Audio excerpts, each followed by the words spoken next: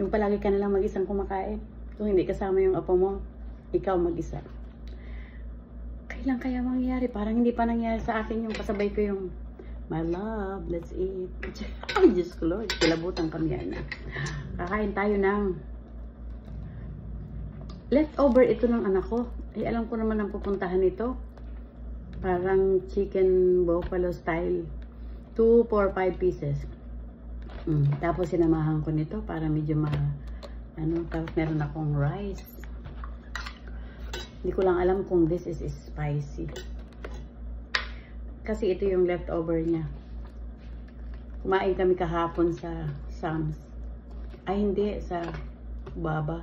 Baba ba o? At alam mo naman, pag may tira, laging inuuwi at sayang.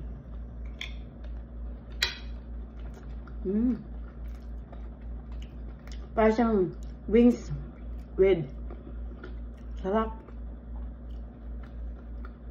With coconut milk. Tapos medyo maanghang siya ng kaunti.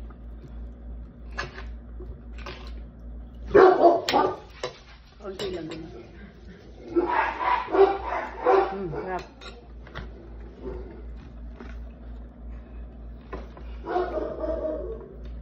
Tapos may kape ako dito, black coffee. Actually, ganito lang. Lagyan ko nito. Grabe, ang tagal ko na sa Amerika. Bata pa lang ako. 19 pa lang ako, nasa Amerika na ako. 19 pa lang noon, tapos umuwi.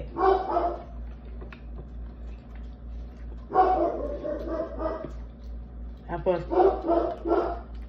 after nang medyo lumaki na yung anak ko, bumalik na naman. Parang akala mo may pera. Wala naman. Pero hindi ako talaga pumuputi. Talagang ako ay literal na literal na hindi maputi. Hindi kahit na kahit na itago mo pa yata ako sa sa kuweba. O kaya saan mo ako itago na O kaya siguro kailangan kong ng glutathione. Eh wala naman. Dito sa Amerika, paitiman. Sa Pilipinas lang ang paputian. Diyos ko Lord. Dito paitiman. Pumupunta pa sila sa isang parang salon para magpaitim. Ang sarap. Sarap super. Pero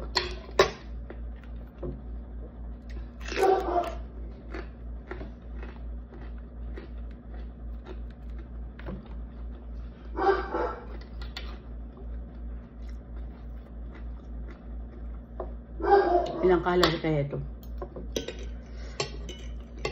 Masarap kumain, nakakamay, kaya lang bagong ako bagong manicure ako so good. So good. So good.